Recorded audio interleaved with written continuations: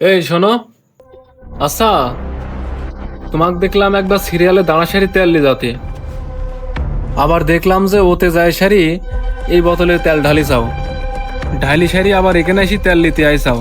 তোমার সমস্যাটা কি? ভাই, দেখতেই তো পাচ্ছেন দেশের কি অবস্থা।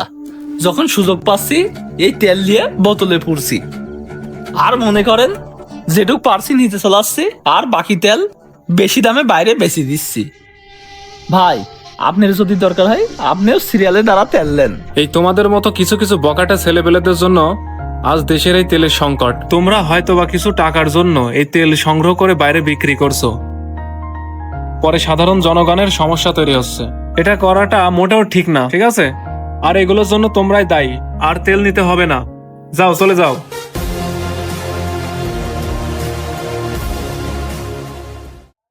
আজ এদের মতো কিছু কিছু বিবেকহীন মানুষদের জন্য সাধারণ মানুষ ভোগান্তির মুখে।